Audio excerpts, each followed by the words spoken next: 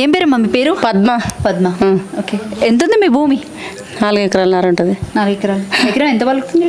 10 కోట్లు పోతుంది. ఓయమ్మ, 10 కోట్లు. అవు నిజమా? మరి ఏంటి రేవంత్ రెడ్డి ఇక్కడ 4th సిటీ ఏదో నిర్మించబోతున్నారు, కంపెనీలు ఏవో పెట్టబోతున్నారని తెలుస్తుంది. త్వరలో ఇక్కడ పెడుతున్నారంట కూడా. ఎంతైనా సరే ఏదైనా చేయాలంటే కొంచెం భూసేకరణ అనేది ఇంపార్టెంట్. ఎక్కడ పెడతాడు? ఇక్కడ పట్టదాంట్లోనా? పట్టదాంట్లో పెడతాడా? పట్టభూమిలో పెడతాడా? గౌటాన్లో పెట్టాలి. పట్టభూమిలో పెడితే ఎట్లా? మళ్ళీ మేమేం చేసుకొని బతకాలి? సావాలా మందాగి ఇట్లా? మేము చేసేదే ఈ పని, వ్యవసాయం పని. మరి మేమెట్లా? మాదే ఎట్లా పరిస్థితి? ఏం చేసుకొని బతకాలి మేము? మా పిల్లలు ఇదే చేస్తారు వ్యవసాయం, మేము ఇదే చేస్తాం. గొర్రెలు ఆవులు ఉన్నాయి మాకు. ఇప్పుడు భూమికి తగ్గట్టు అయితే ఎంతో కొంత ఇస్తారు కదా?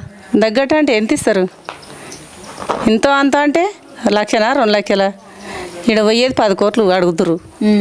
అమ్మాలా అంటే మేము అమ్ముకోకపోదుమా? ఏదో కష్టం చేసి 4 రోజులు నిలబెట్టుకుందామని అనుకుంటున్నాం. మరి వీళ్ళు వచ్చి రోడ్డు చేస్తాం, అది చేస్తాం, ఇది చేస్తామంటే రేవంత్ రెడ్డిదా ఇది? ఇది గవర్నమెంట్దా ఇది? మాది పట్టభూమి. పట్టభూమి మేడం మాది.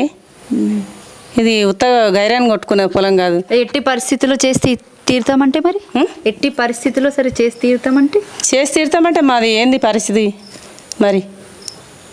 మేము మరి మందు తాగి పండుకుంటాం. ఇక సావడమే ఉంది మాకు. ఇక ఇంకేముంది? ఏం లేదు.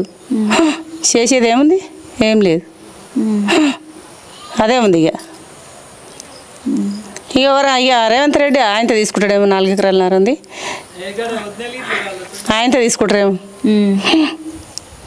మరి ఇక అందరం పోతాం కదా, అందరం మరణమైనాక రేవంత్ రెడ్డి వచ్చి కూర్చుంటాడేమో ఈడ.